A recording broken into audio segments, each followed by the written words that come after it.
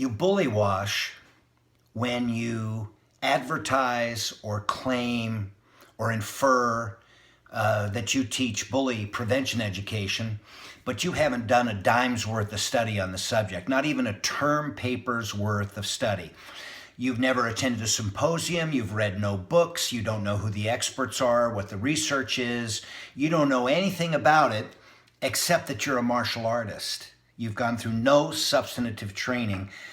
And I know you may want to help. You have some intuitive ideas about what bullying is and how it might be prevented and how to teach kids to be more confident.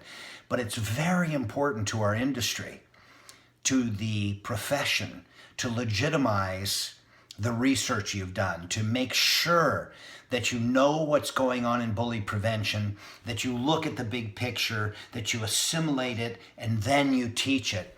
A lot of people are embracing bully prevention education because there's an inference that martial arts has something to do with bully prevention, like block and counter, right? But they want to be experts. And so, for example, there's a fellow publishing a book where 60 contributors so far have contributed their opinions on bully prevention. Well, I called a couple of the people who contributed this book, and they have no training. And they're the first to admit it. Their intent is to do good.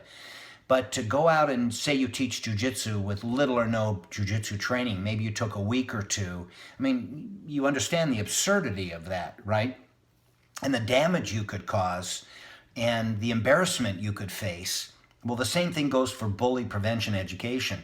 You don't read an article or, talk it over with some friends and then go out and legitimately say you teach it. You've got to do your homework and you've got to put in the time and the practice. So that's what I'm doing at the community, is just directing you on how not to bully wash, to where to find legitimate information, and then to start assembling your resources and communicating to your community with factual information, with experience and with research behind you, so that you can indeed contribute,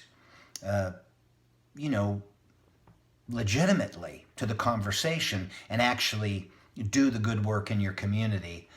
Don't be a bully washer, be a bully educator by making sure that you leave no stone unturned. You can study the world's body of information on bullying and actually go out there and contribute and maybe even get invited into the communities you want to be invited into because you're a legitimate expert.